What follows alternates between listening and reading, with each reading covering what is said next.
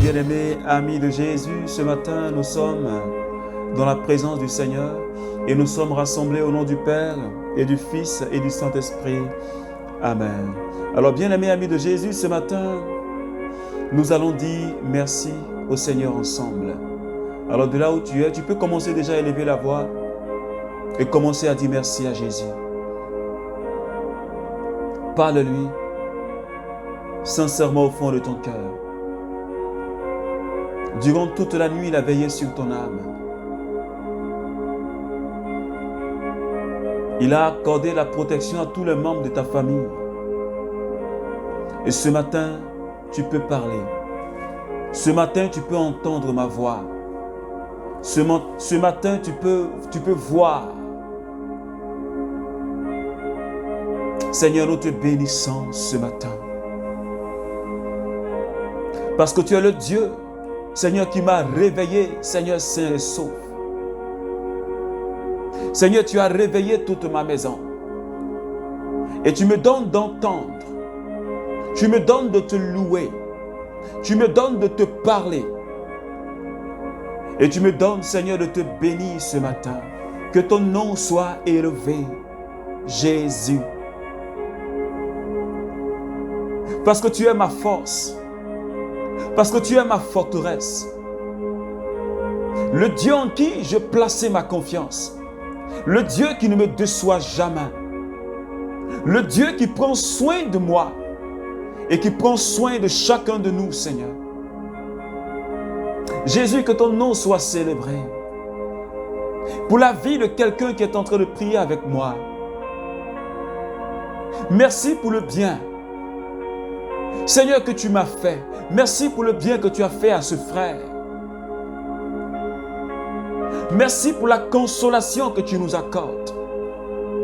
Pour la miséricorde que tu nous fais, Seigneur, lorsque nous venons à toi. Merci pour la délivrance, Seigneur, que tu nous accordes.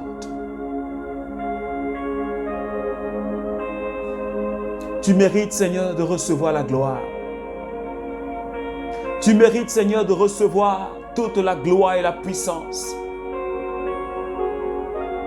Et ce matin, ami de Jésus,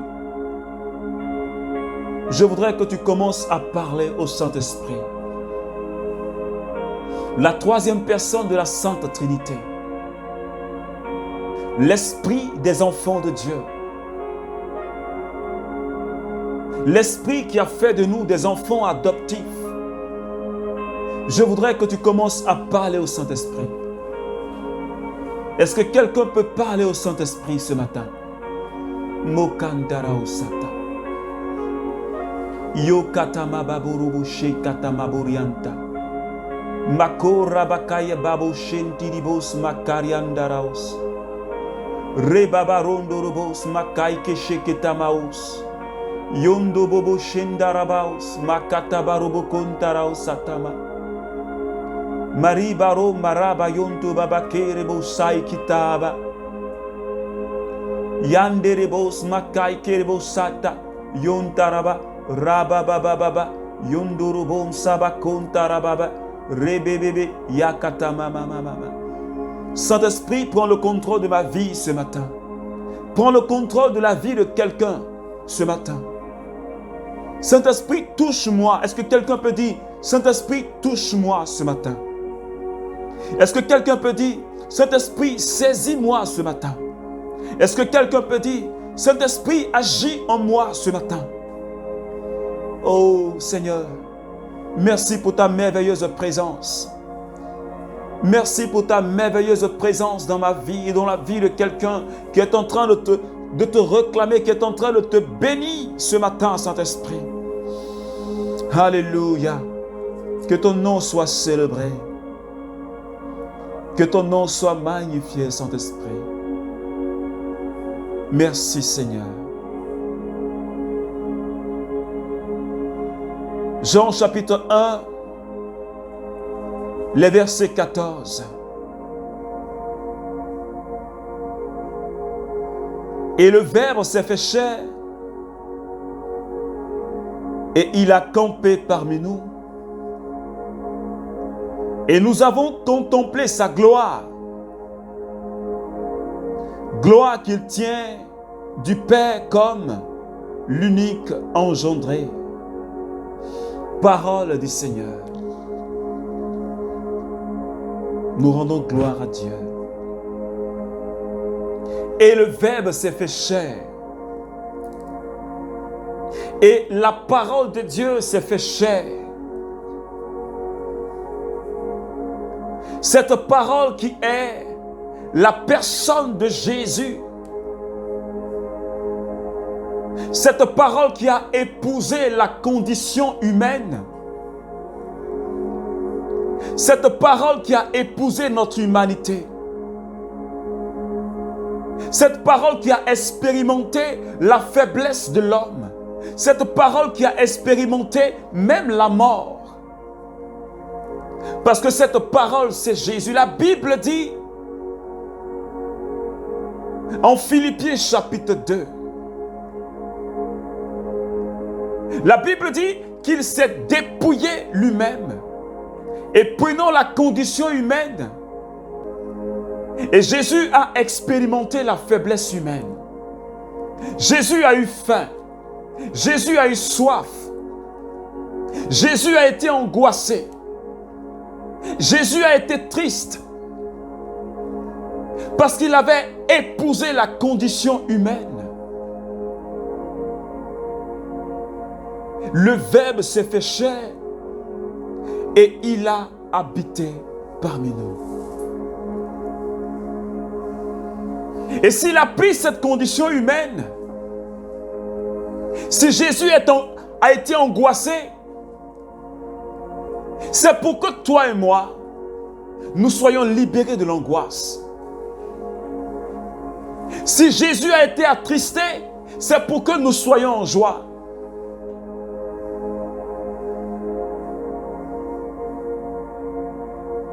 Et la Bible dit dans le livre d'Isaïe chapitre 53, la Bible nous dit que c'est par ces meurtrissures que nous sommes guéris. Alléluia. Il a porté nos souffrances. Il a porté nos faiblesses. Le Verbe s'est fait chair. La parole de Dieu, Jésus, est descendu parmi nous. Et la Bible dit, nous avons contemplé sa gloire. Et nous continuons de contempler la gloire de Dieu. Nous ne pouvons pas la contempler, cette gloire en elle-même, mais de par les signes et les miracles, nous contemplons la gloire de Dieu. Et le Verbe s'est fait chair et il habite parmi nous. Jésus habite parmi nous. Il a dit, je serai avec vous tous les jours jusqu'à la fin des temps. Est-ce que quelqu'un croit que Jésus est dans sa vie? Est-ce que quelqu'un croit que Jésus est parmi nous? Est-ce que quelqu'un croit que sa gloire se manifeste dans notre vie? La Bible dit, nous avons vu sa gloire. Jean dit, nous avons vu sa gloire. Est-ce que quelqu'un peut dire, je veux voir la gloire de Dieu dans les signes et les prodiges? Et cette gloire, elle nous est réservée. Elle n'est pas réservée aux anges. Elle n'est pas réservée aux anges. Mais la gloire de Dieu, Yahvé veut que nous puissions voir sa gloire dans les signes et les prodiges. C'est pourquoi ce matin, je suis en train de dire à quelqu'un, ne sois pas dans l'angoisse ni dans la tristesse. Parce que la parole de Dieu est descendue parmi nous. La parole de Dieu, Jésus, habite parmi nous. Jésus habite parmi nous. Et il nous demande ce matin, il me demande ce matin de croire en sa présence réelle. Papa Yahvé te demande ce matin de croire en sa présence réelle. Parce que si nous voulons voir la gloire de Jésus, si nous voulons toucher à sa gloire, si nous voulons faire l'expérience de la présence de Jésus dans notre vie, nous devons croire en sa parole. Nous devons croire en sa présence réelle dans notre vie. Comme je le disais, Jésus n'est pas un mythe. Jésus n'est pas une histoire. Mais Jésus, c'est la vérité. La Bible dit, je suis la vérité et la vie. Je suis la résurrection et la vie. Et si toi et moi nous croyons, nous allons faire l'expérience du Verbe de Dieu qui s'est fait chair. Nous allons faire l'expérience de la parole de Dieu qui est descendue dans le monde. Cette parole qui est la véritable lumière, qui est capable de changer toute vie. Cette parole qui est capable de renouveler toute mentalité.